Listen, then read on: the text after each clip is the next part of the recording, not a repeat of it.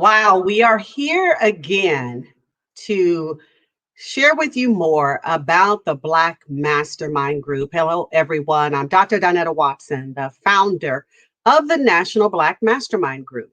It is a 501c3 charitable organization created to provide education, training, coaching, mentoring, and development to the Black entrepreneurial community.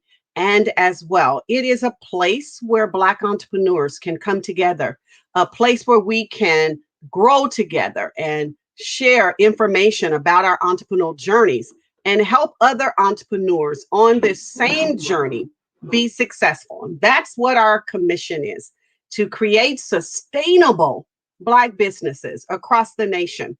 And we're going to talk about sustainability. We're here every week to talk about what it means to create a sustainable business model and all of the things that are necessary that go into the process of developing Black entrepreneurs to create fundable wealth and legacy based business models. And that's what we call sustainable.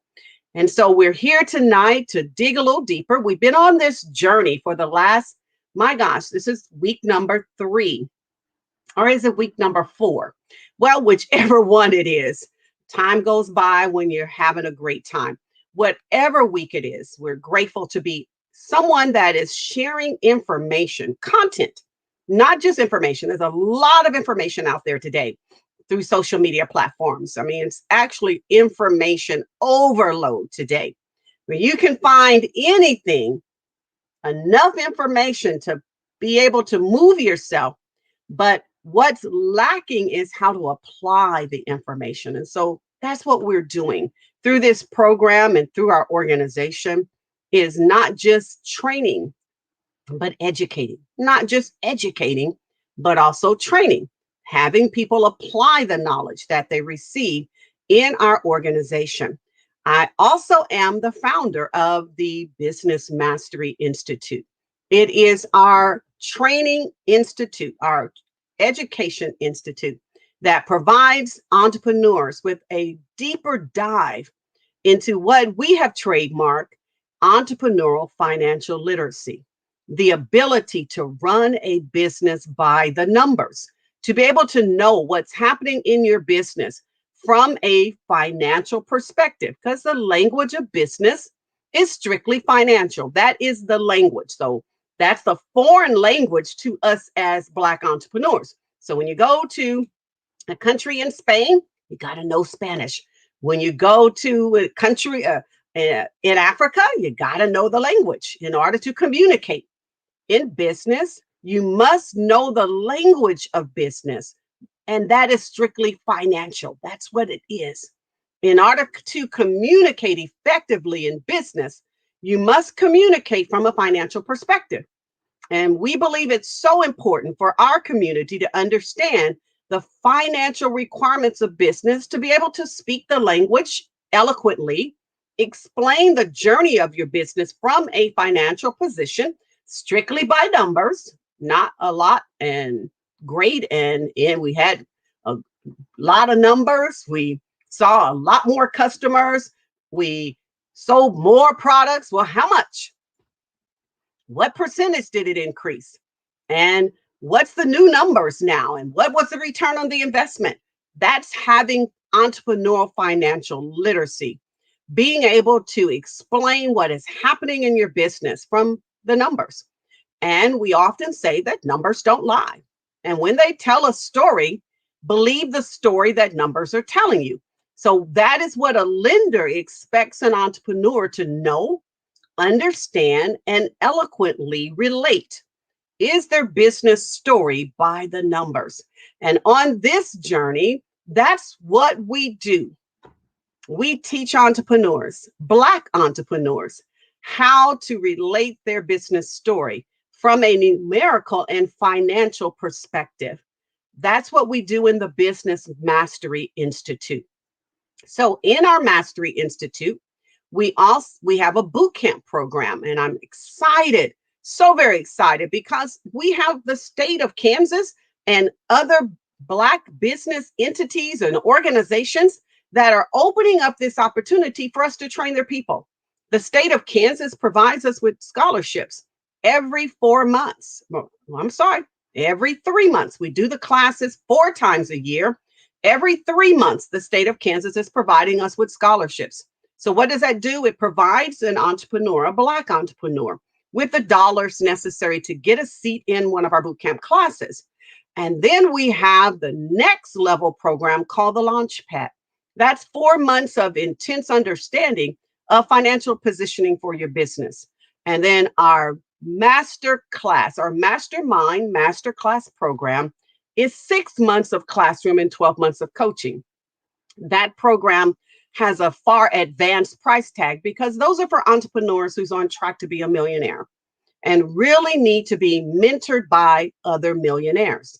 And we've set that price point because we believe that over a consistent period of time of providing the products and services, the quality products and services over a consistent period of time, that a sound business with sound financial practices that understand how to create and generate revenue should be on track within 7 to 10 years to become a millionaire business. 7 to 10 years, Dr. Watson. Yes. If you're doing things to position the business too soon, you'll kill the business because growth can kill a business. We'll come back to that later. But there are time factors associated with running a business that you'll move the business according to those time frames. And growth is not the first part of business operations. It's not even the second. It's not even the third.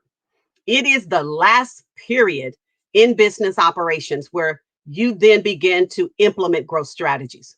And so that can be anywhere from 5 to 7 years of moving through the sequence to where then you are ready to grow your business. So that's why we see a lot of activities in businesses when they grow too fast. And in a short period of time, their doors are closed. And we step back and say, oh my God, they were doing so great. Customers were patronizing them. Why did they close? They grew too fast. And they didn't have systems in place to manage growth, because growth will kill your business if it's too soon. And so we teach these strategies in our organization. And so in the mastermind masterclass, when you are ready to begin growth strategies, you're in a group with people who have the same mindset, that are at that same level of development in business. And so that's the Business Mastery Institute. I started that part of our organization because I've been an adjunct professor and I've trained entrepreneurs and I've coached businesses and mentored businesses. I often forget to even tell about what I've done in business because I'm so concerned about training other people. And my team often gets on me because I don't share a lot about my background. And many people are saying, who is she and what gives her the right to say what she says and do what she does? Well, oh man, sometimes it's hard to talk about yourselves. I started on this entrepreneurial journey about 35 years ago, honestly, officially, legally 35 years ago. But 38 years, I was doing something. I was always creating something in business and knew I was a business person, but I didn't understand who entrepreneurs were. I just knew I had a gift to create things and I had a gift to sell things. And oftentimes, people would patronize what I do because I had a lot of creative gifts and talents. Two different things, gifts and talents. That's another lesson, but I had a lot of them and more than what most people have. I don't understand. I guess I told God I'd be faithful and use everything he gave me. So the more I use, the more I got. And I am a very creative and very talented person. And consequently, I started young, creating products and selling products.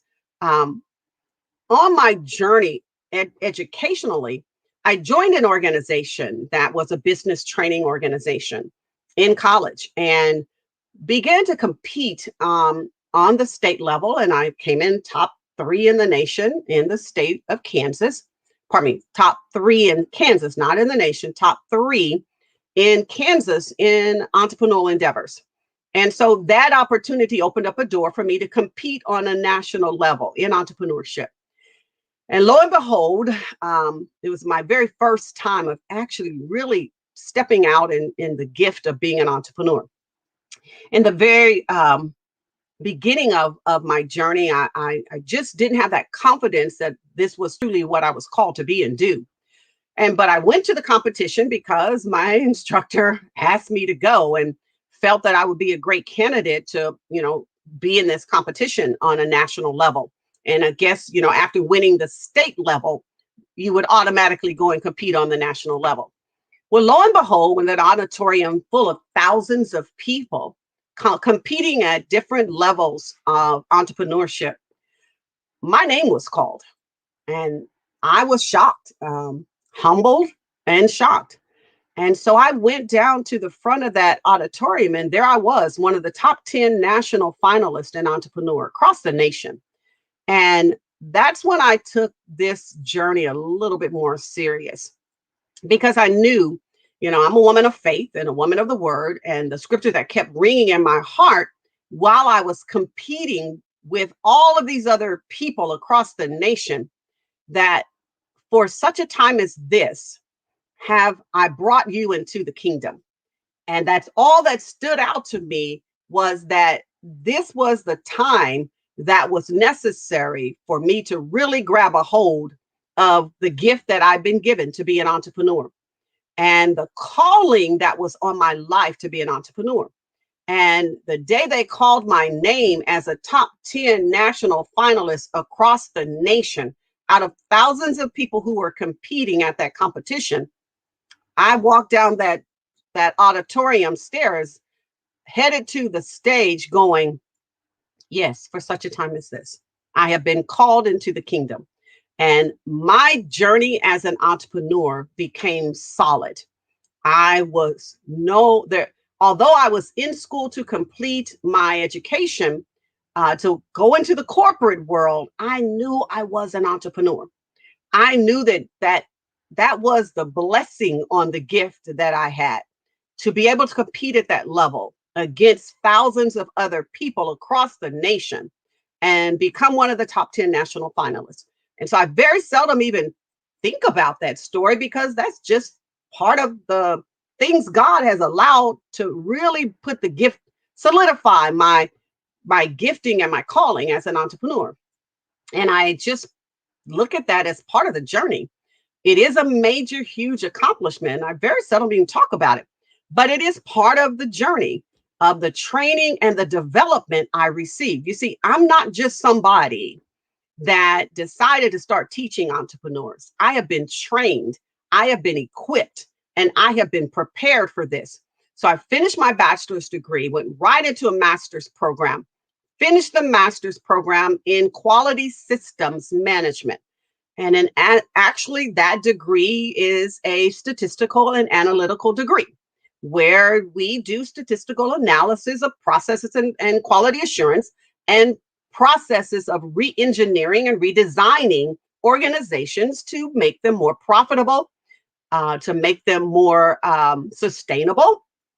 And while I was going through my master's degree program, it was such a good fit. So I was someone that didn't think I had a good grasp of algebra and math at that next algebra 2 and that next level, but I was able to grab statistics really good. And I couldn't understand it, throughout my bachelor's degree. Now, some of you who paid attention last week, I shared the story about being told that I wasn't college material and that I didn't belong on the college campus that I was on. And so I believed the story. I was very insecure and very shy coming up. And so I believed what was told to me, that, maybe I don't belong here. Maybe I'm not as smart as everybody said I was. And maybe I'm in the wrong place and I need to be back at home in Kansas. So I went back home. 10 years later, 15 years later, I headed back on the journey because I knew I was called to do more, just didn't have a clue what that was. And so that's how I ended up back in college. And a very dear friend of mine challenged me by paying for my class and then telling me that she dared me not to stay on the pathway. And so I took her up on the dare and I enrolled in the class and got an A very easily. Enjoyed every minute of it. I'm a mom, a wife, and a mom of three children, and I'm sitting in a classroom and at the college campus. And so I finished my bachelor's degree with straight A's. I finished my master's degree with 1B, statistics 2. I finished my master's degree and began working as a statistician for the federal government. So I managed research projects across the nation, economic studies for the Census Bureau that would determine the cost of living adjustment. And so I have a huge background in understanding micro macroeconomics and teaching micro macroeconomics to individuals. I've been training people and teaching people the majority of my life. Found myself in a role of a teacher and a trainer. And so teaching adults is very easy for me. Teaching kids is a different story. I'm not gifted for that. At least, that conversation I had with God, I'd rather teach adults. And so I teach adults things that they don't believe they're able to comprehend. And the teaching gift that God has given me helps to explain things in a way that the light bulb comes on very quickly and very easily for people. And I'm so grateful that that is what I've seen happen in the 14 years I was training people for the federal government. So I trained my staff to go out into the field and conduct the work that we would do to prepare economic studies, all different types of data collection and research studies. Spent the last 8 years of my time in the federal government as the management statistician over the health studies. And there were 3 health studies in 6 different states. My budget was $1.5 million on each of my programs. I had 3 of them. So concurrently, I managed over 200 staff in 6 different states on 3 budgets of 1.5 million. Always came in within budget. Always was number 1, 2, or 3 in the nation. So God has given me great organization and operational skills that come very natural. It scares a lot of people because I am as equally creative as I am analytical and have the ability to analyze situations and come up with outcomes. That's a gift God gave me. The gift he gave is suited for the calling that's on my life. And so many people are intimidated when I step in a room because of the gifting, but that comes with the territory. So I hope I'm helping someone understand that when you have been called to be an entrepreneur, you get certain gifts and talents and attributes that come with the calling so that you can do it successfully. And when we don't know who we are or what we have been called to do, we find ourselves struggling with people's opinions of us and ideas about us. And we tend to dim our light and put ourselves under a barrel because we have this gift in us and we don't know what it is, but it's really antagonizing a lot of people and making them feel uncomfortable about all of these gifts and talents and abilities that you have. When you don't know who you are and what to do with what you've been given, that's when we become depressed and we find ourselves struggling with fitting in when we're not designed to fit in. Most entrepreneurs are not designed to do the status quo. Almost all entrepreneurs I've met on this journey over the last 30, 40 years are not people that are able to settle for less. We have been given this great drive, this great energy, this great passion to do more and be more. That comes from God. That's part of the gift, the benefit package that comes with the position in the kingdom as an entrepreneur. And so today I want to dig a little deeper in these concepts because I didn't know what was going on in my life. I didn't know that this was the calling of an entrepreneur. So I was struggling with fitting in with people and things that I wanted to talk about was business and things I wanted to learn more about was business. Yes, I like shopping, but that's not at some point in time that gets old. And yes, I like looking nice and I like having nice things, but at some point in time, come on, ladies, that gets old. And I wasn't one of those type of girls that was all into girly stuff to where I'm putting on makeup all day long. I'm painting my nails all day long and I'm I'm just not that girl. I like I like business.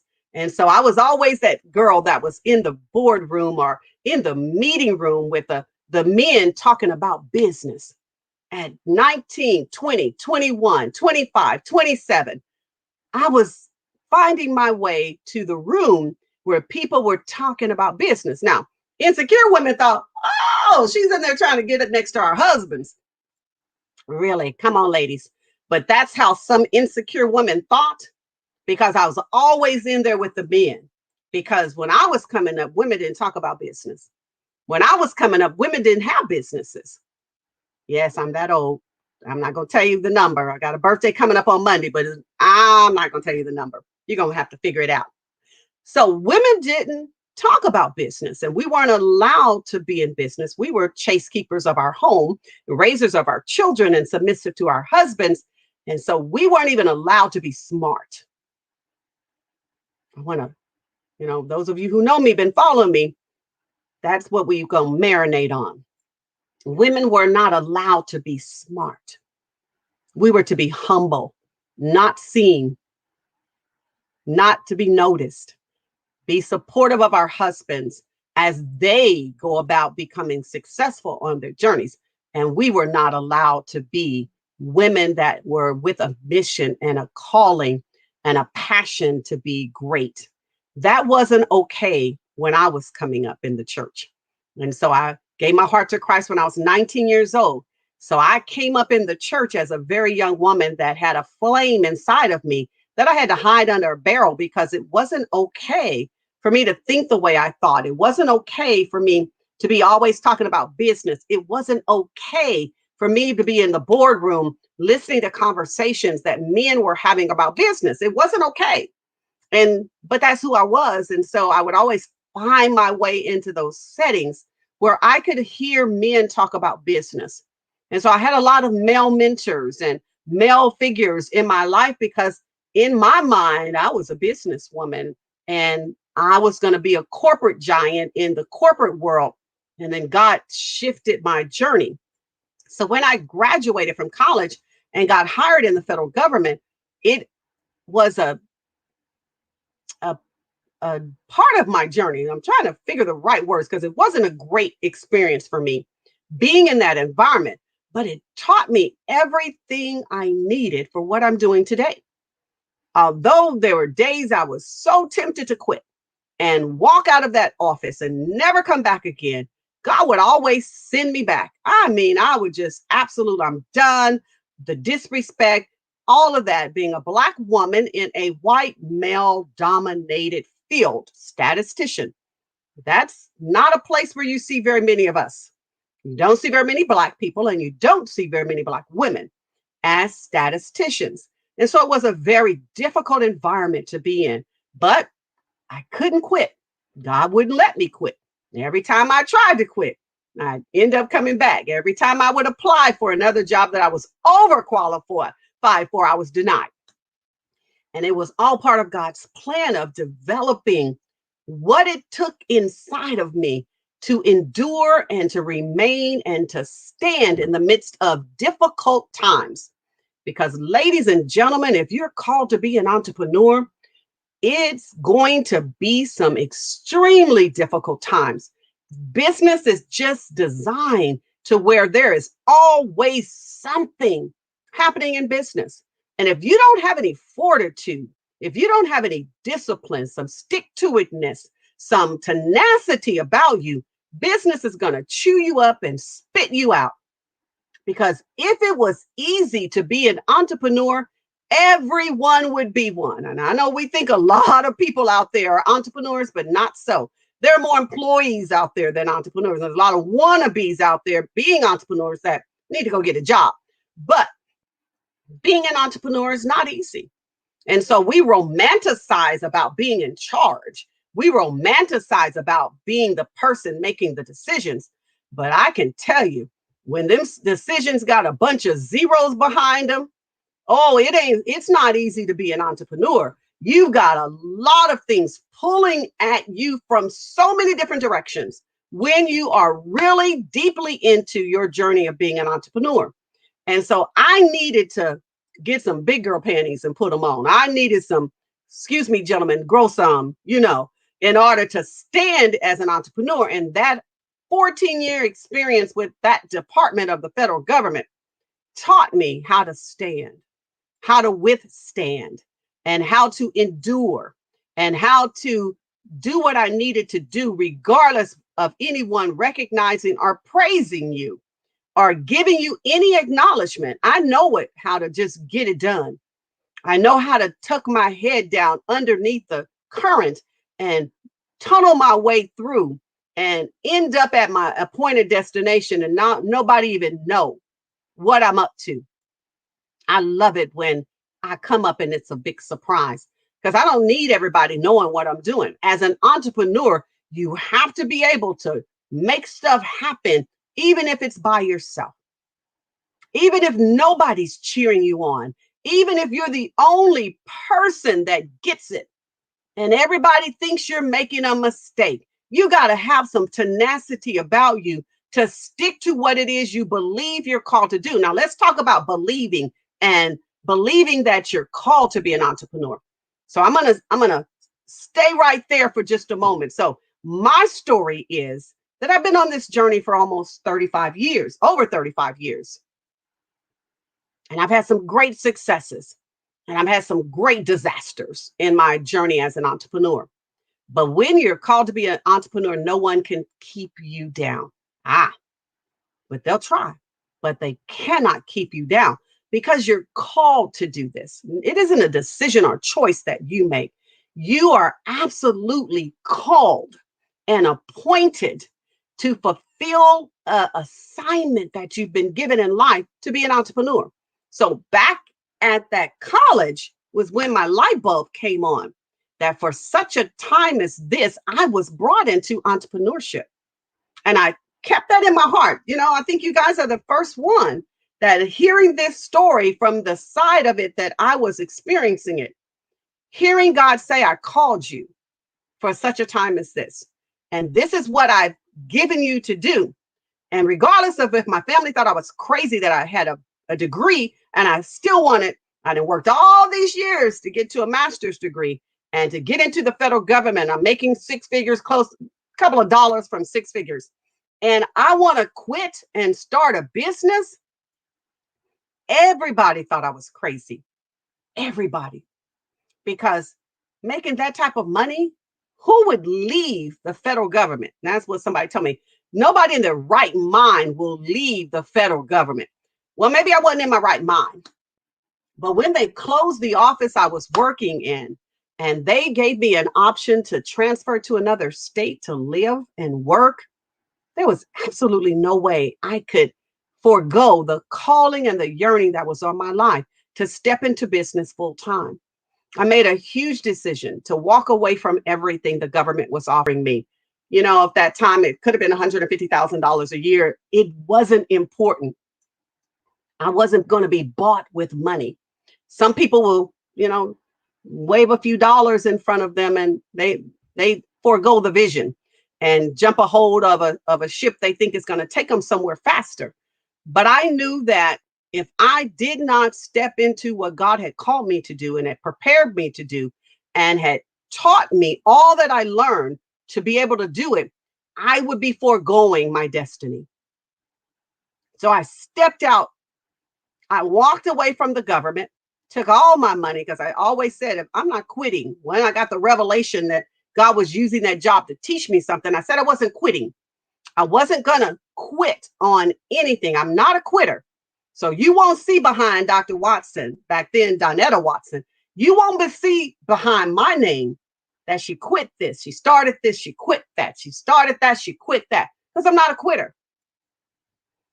Even if it's not a great situation, I have been trained to stick with it until you're released. Difference, released and quitting. So I don't get mad and walk out, never show back up again. I get mad and I'll leave. But guess what? The next day I'm back because I'm assigned to it. And when you are assigned to something, you don't get the opportunity to make the decision that you're going to quit. You stick with it until you're released. And so I showed up every day faithfully. Now, some days it was hard to get out of that car, but when I talked myself out of it, I went in there and did what God had asked me to do. When you have been faithful over another man's, then you get to be ruler of your own. I knew those principles and I had to bring myself to align with principles that I wanted to operate in my life. So, principle, I don't sow anything because I don't want to reap anything. So, I don't start stuff with people. Now, a lot of people have started stuff with me over the years, and some folks are starting some stuff right now while we're speaking. They're trying to figure out how to get ahead of me. They're trying to figure out how to put their foot on my neck and on my head so they can get ahead of me. And so they're doing things right now. They're having conversations right now on how they can get ahead and get to the table and at the front of the line before I get there, because they believe that they deserve to be there. Their situation puts them in front of me. And so they're doing little things, but I don't start stuff. I let God finish it.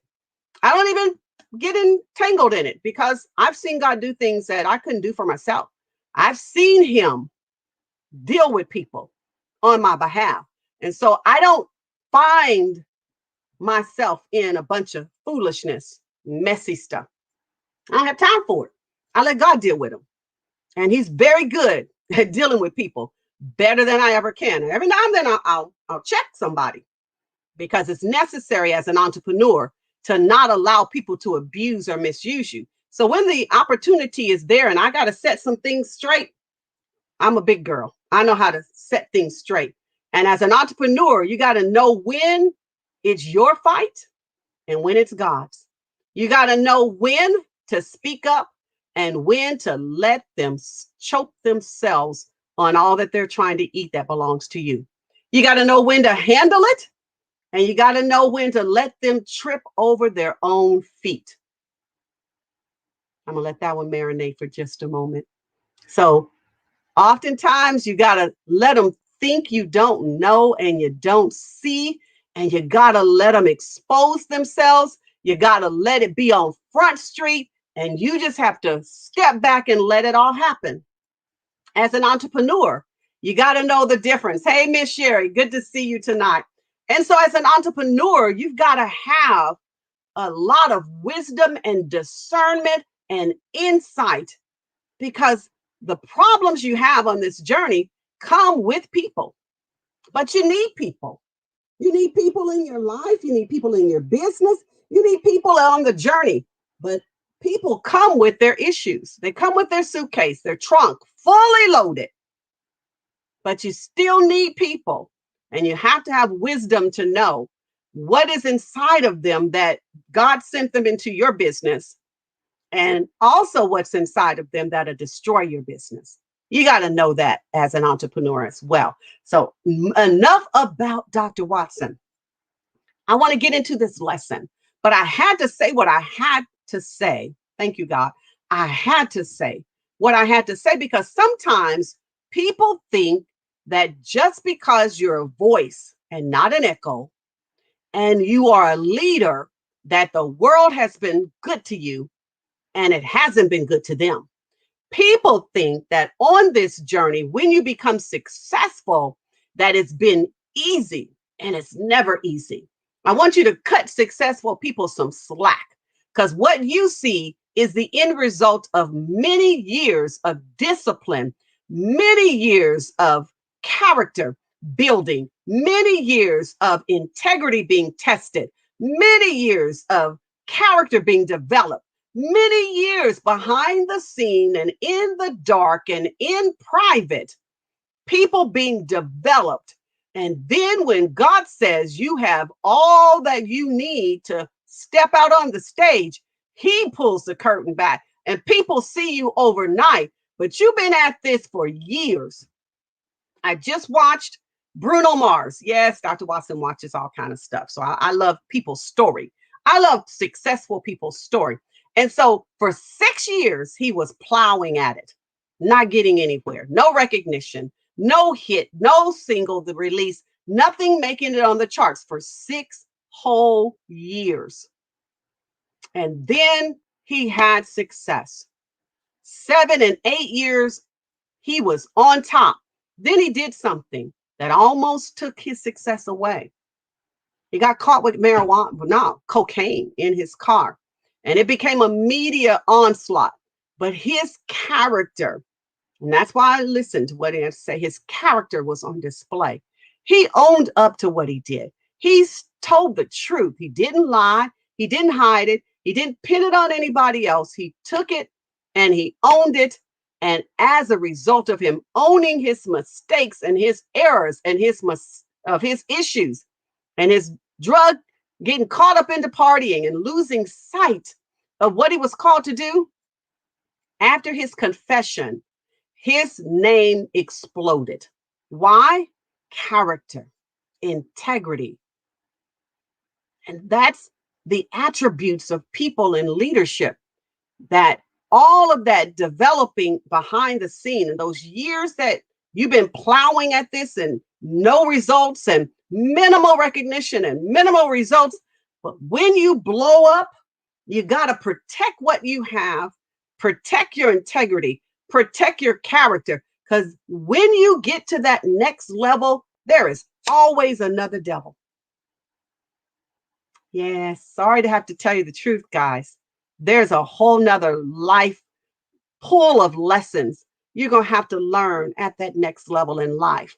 And so not only do we teach entrepreneurial financial literacy, you guys thought I forgot. I didn't forget. I know exactly where I'm supposed to be. I'm coming back full circle. Not only do we teach entrepreneurial financial literacy, we've got to teach mindset. We have to teach how to develop a mindset towards success and what that looks like to be successful. See, success is attracted to people who are attractive to success. Success is very slow to attract itself to someone. It doesn't move in a hurry.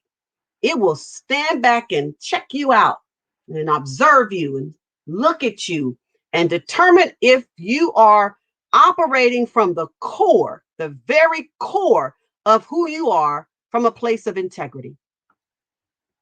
And when success has identified you have the attributes of a person of integrity, that you have character, you have an identity that can be proven to be true, then success will gradually move itself towards you, move herself towards you.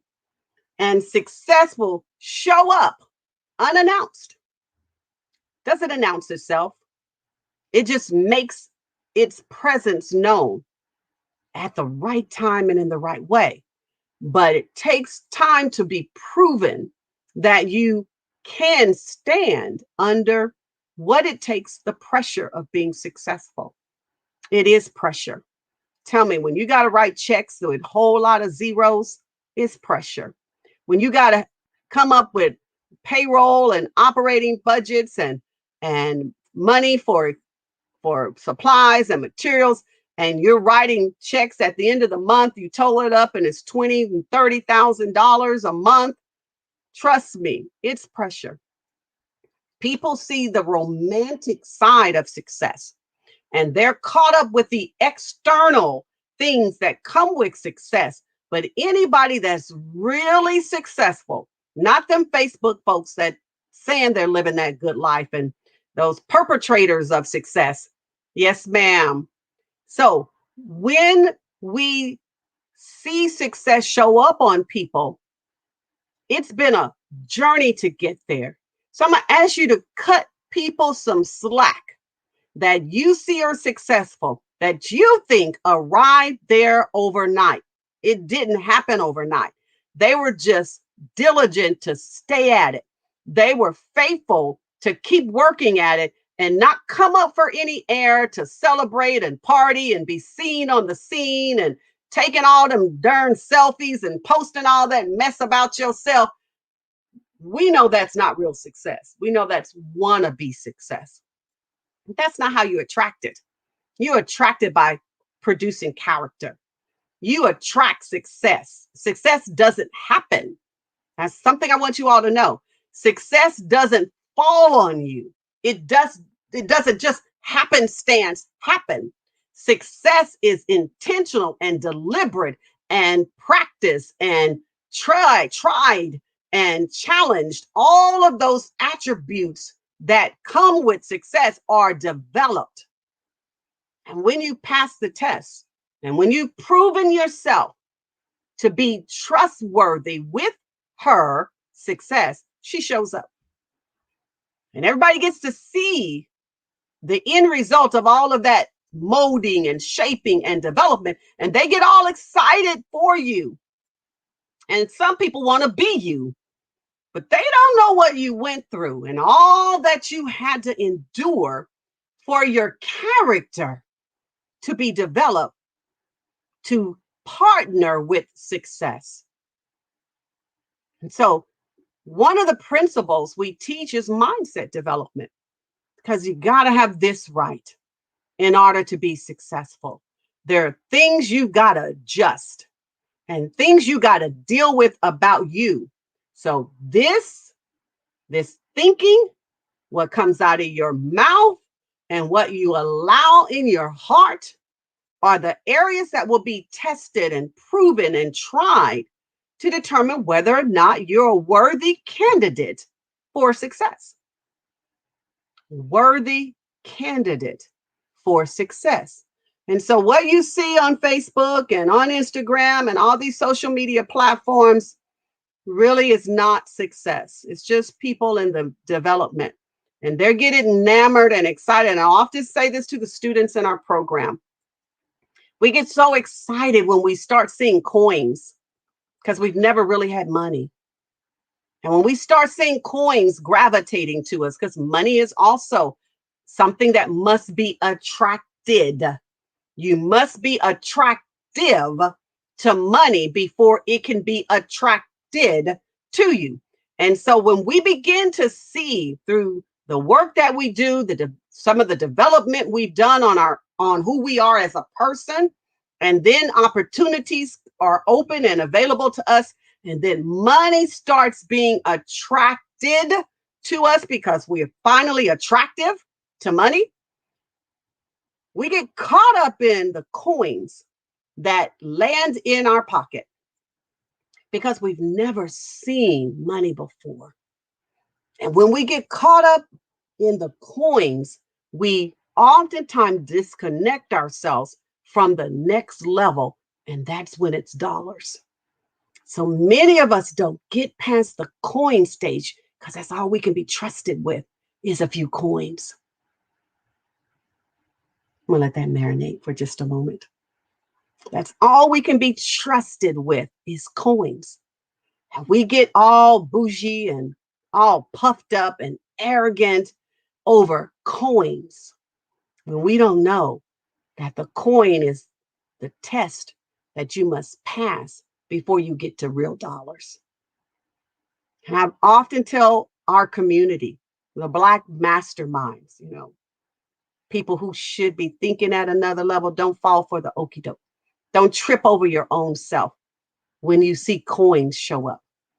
Stay committed to the journey of developing your character, developing your understanding of business, developing your calling so that when dollars come, real success, real wealth manifests. You didn't already pass the wealth test.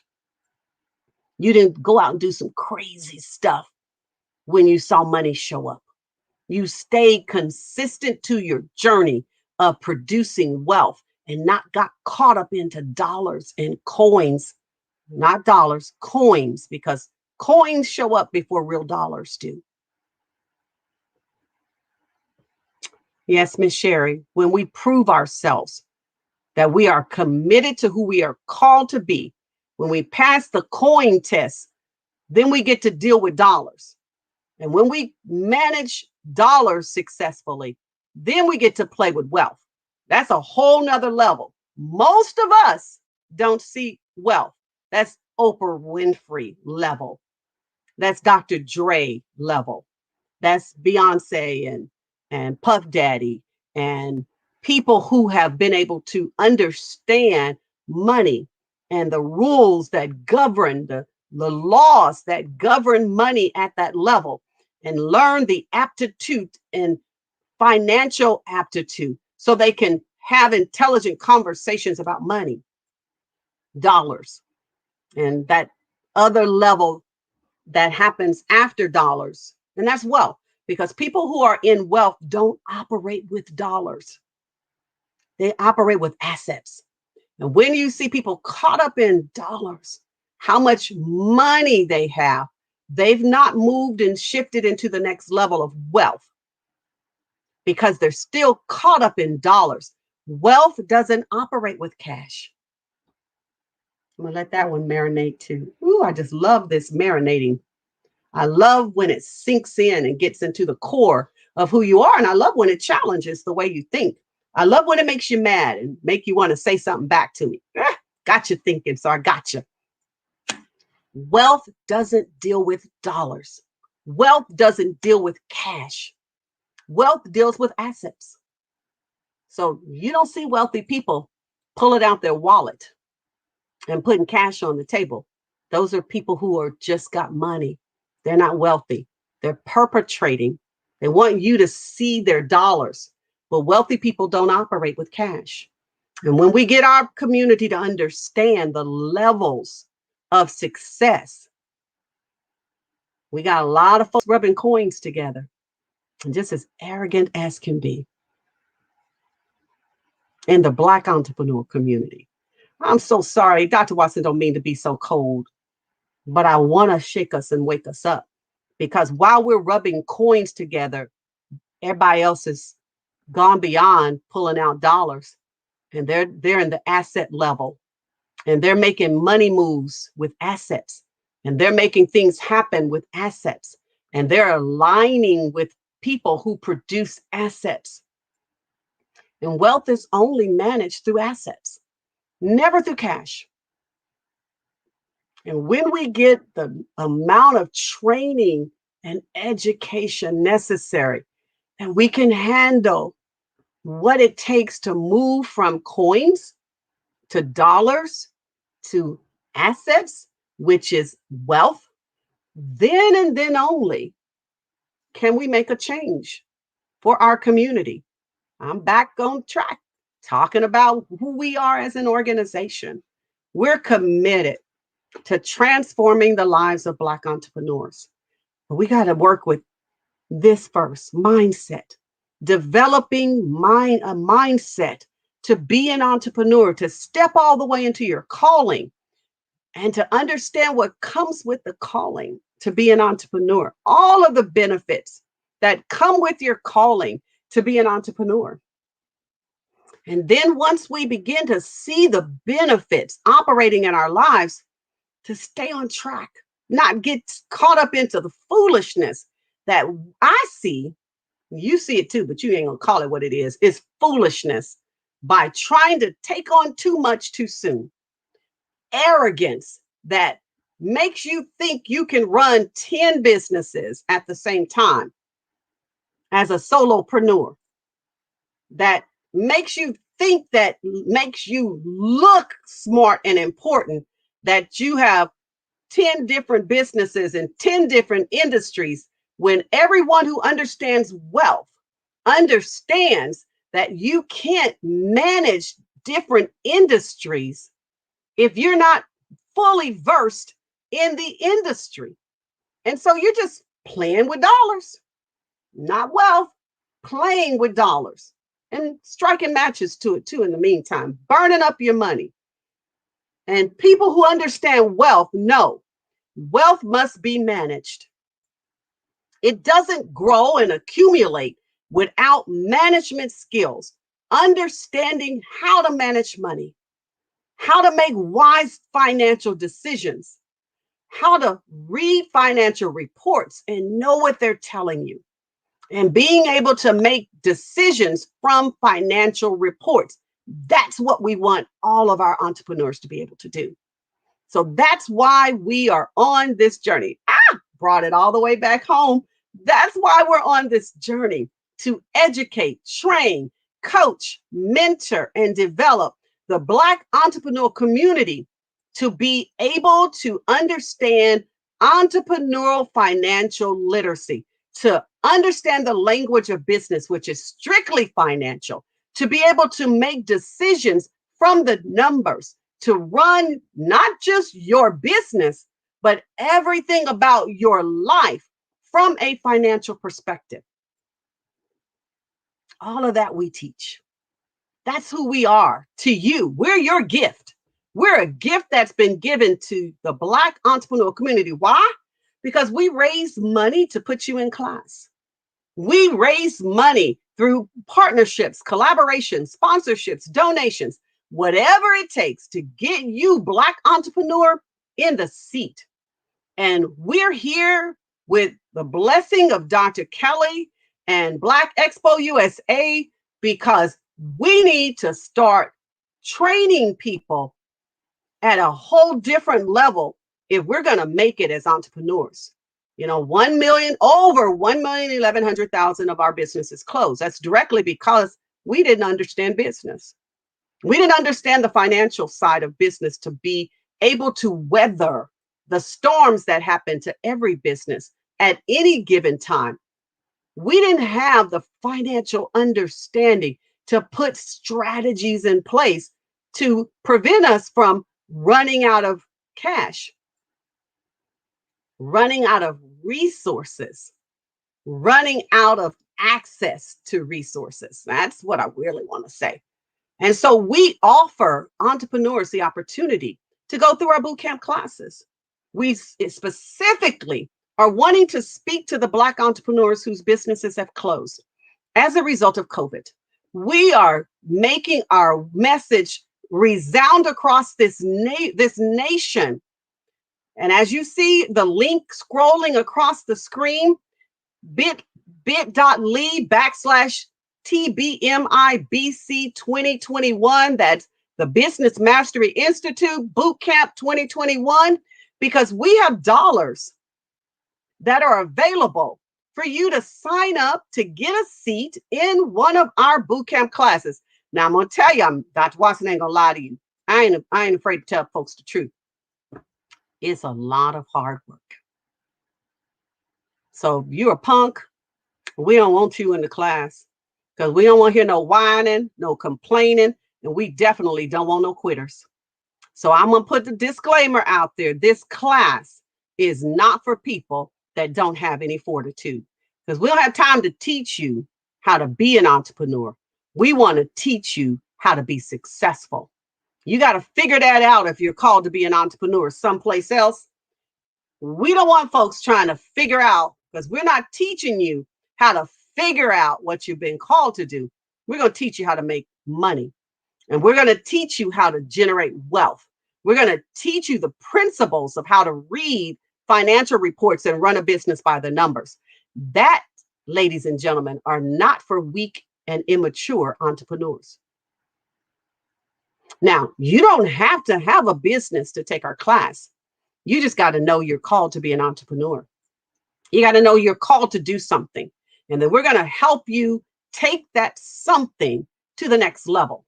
So I'm asking you to write down this link and sign up to do the study. We are an organization that is desiring to be our own narrative about what's happening to Black entrepreneurs. Everybody's trying to tell our story right now, and they don't have it right. Everybody is trying to put us in some type of perspective in relationship to other minority groups. And today, minorities are white women. Today, minorities are gay and lesbian, bisexual, transgender, white, Black, Asian, Hispanic, Middle Easterners. Today, minorities are every other ethnic group. And when we get included into that population, our narrative gets diluted. Our story gets overlooked. And so today, everybody's story is important. Like, you know, when we say Black Lives Matter and we say Black business matters, everybody get a little offended because everybody's business matters today because of COVID. But see, you don't understand, Black business really matters because We've never been able to get funding from the government. SBA has not predominantly been a partner to Black business. And so everybody's able to get to the table now, but it hasn't been that way for Black people. Statistics will prove it out. We traditionally do not qualify for SBA funding. So this whole PPP and EIDL is the way they've rewritten the legislation is a second chance for Black people to access capital when across the nation, 83% of us have not and cannot access capital except for PPP or EIDL funding.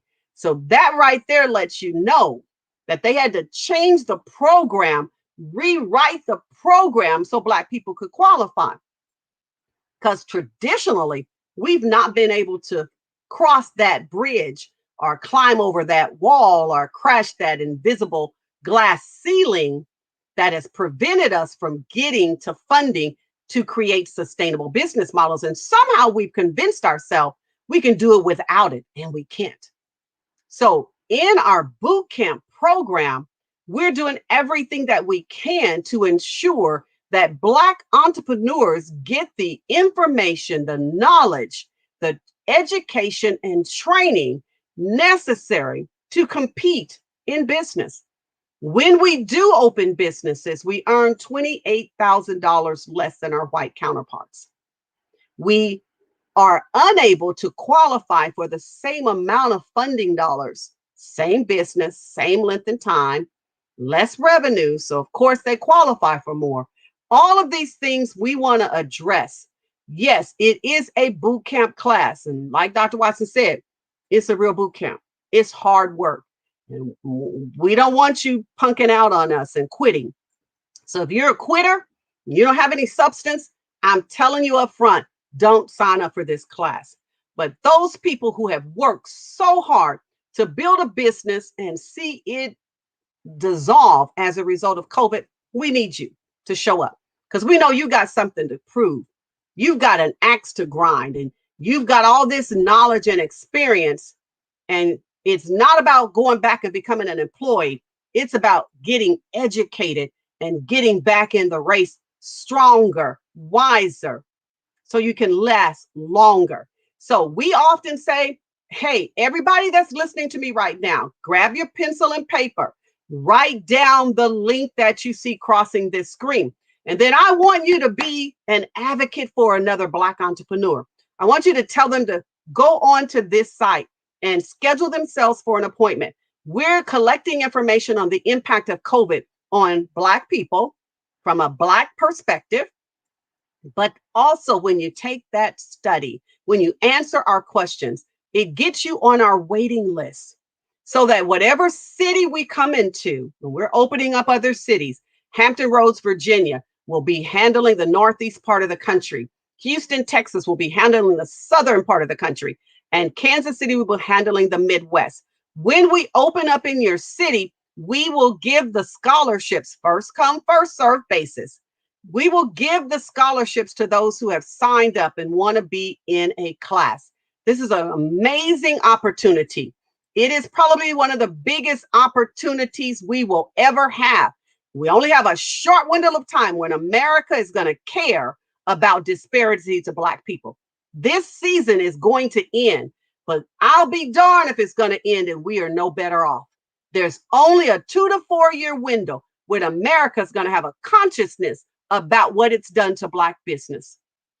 While they are caring, get in a seat.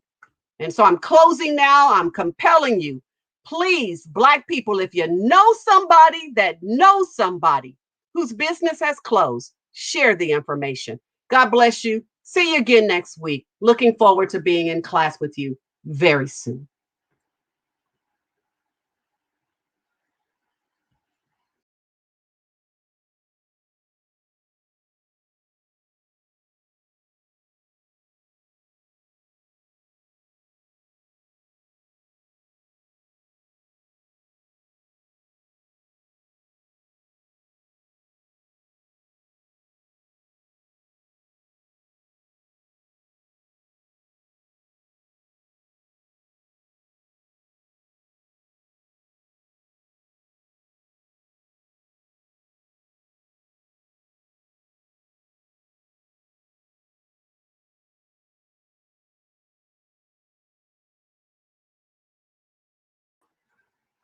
Hey, ladies and gentlemen, I am back just to tell you about another amazing opportunity to connect with the Black Mastermind Group.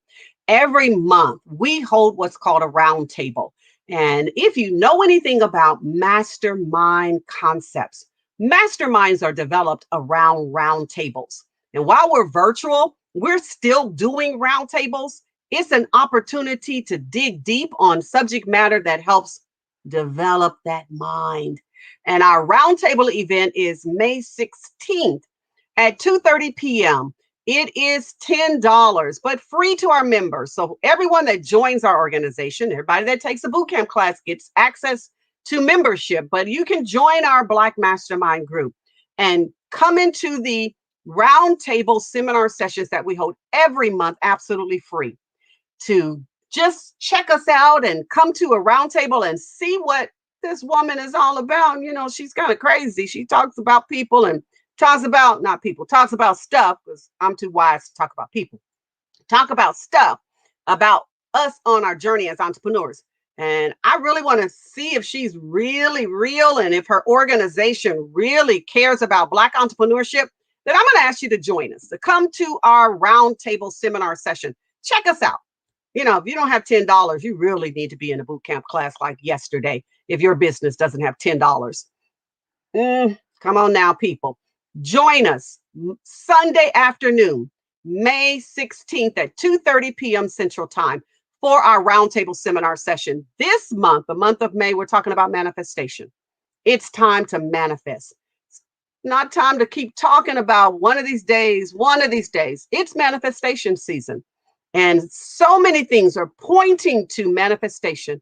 We've got to get in alignment to see it happen in our lives. So join us Sunday, May 16th at 2:30 p.m. Central Time, 3:30 Eastern. I don't know what it is on Pacific. You guys go look it up. Go to our website, theblackmastermindgroup.com.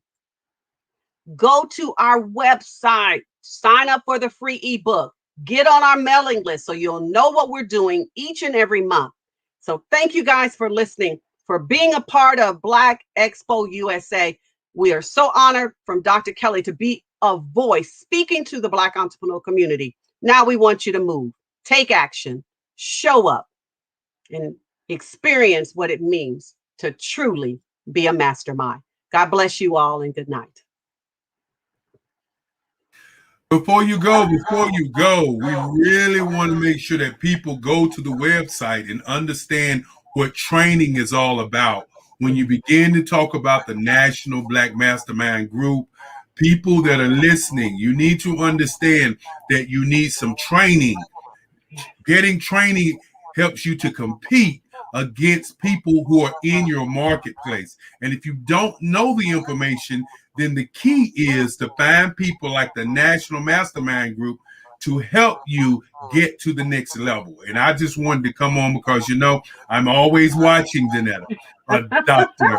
Watson. I'm always watching you. You're doing an awesome job on this broadcast, coming in and doing for 40 minutes. We want to tell you thank you. But people who are out there who are looking to be a part of joining an organization that is set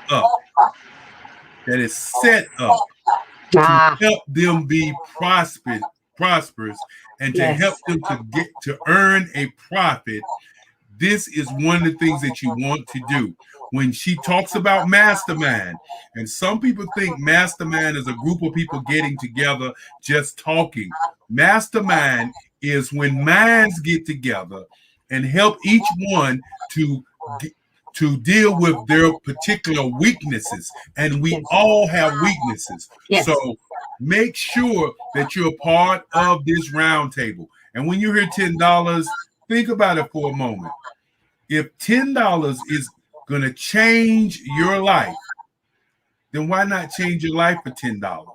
If $10 is going to change your business to be more profitable, then why not be more profitable? The biggest challenge that we have in our community is not understanding the value. The value of this, what they're doing, is worth well over $10. It should be somewhere about $450 just to come to these sessions.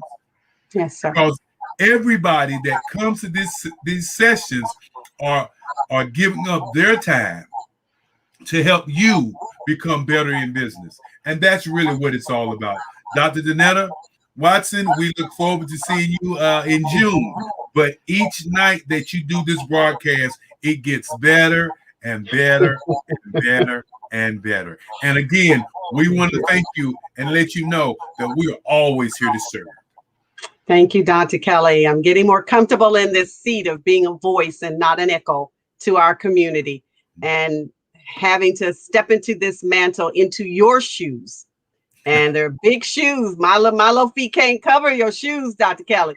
But I'm going to be following behind your footsteps every step of the way, because I see what you're doing for our people and as a community of people. And we're here because we believe in what you're doing, and we are honored that you believe in us. And so thank you so very much. And yes, ladies and gentlemen, these seminars should be thousands of dollars. There are people paying $1,500 to $2,500 a month to be in mastermind groups. Mm-hmm. We're teaching the very same things. I've been on this mastermind journey for about 7 years, and understanding mindset and mindset development and the things necessary to shift our mindset. I've been on this journey for about 7 years, and coming up in the church, it wasn't okay to talk about these things in the quote unquote Christian church, because they were afraid of mindset development would become mind manipulation and mind control. But I've been studying this for quite some time, and now it's time to bring it to our people that if we can't see success in us, we'll never manifest it. That's true. And if we don't understand the laws that govern success, we will never experience it. And we want to put this information into, I often say, the head and the heart, because then it'll come out of the mouth. That's right. We can get it in the head and the heart of Black people, that we can rise beyond where we are at through training and education and principles that sustain success and wealth. Who can hold a people back whose time has come? Well, one of the things that we don't do a lot of times is do research. And when you talk about research, I just want to give our listening audience just some statistics. There's a group called YPO. And YPO is a group of millionaires who control about $10 trillion in this country. And they spend right at $25,000 to be a part of their mastermind. Then there is another group called YP, and they're another CEO-led organization, and they control about $3 trillion of this economy. And they spend about $10,000 to be members. And when you look at where we are, and you look at the $200 billion that we represent as business owners, and then you understand that one man, Jeff Bezos, makes $300 billion, which means he has $100 billion more than all of the Black businesses, in North America. It lends the thought and the process of you understanding really where we are, because we're not even talking about the rest of the majority business owners. We're just talking about one person. And one of the things that we have to begin to understand, and it's hard for us sometimes, we don't know it all. We just don't. We cannot know it all. Well, it's evident that we don't know a lot about business, or we would be positioned differently in business. 94% of Black entrepreneurs have absolutely no employees in their business. That's right. That's a lack of knowledge. When you realize that you can never create wealth on your own, it takes a team. It is a team that contributes to your journey of creating wealth. So if you do not understand Black people, the importance of having a team, you will never understand the importance of being on the journey to create wealth. So 94% of all Black businesses employ no one. So that lack of knowledge is destroying our ability to create wealth.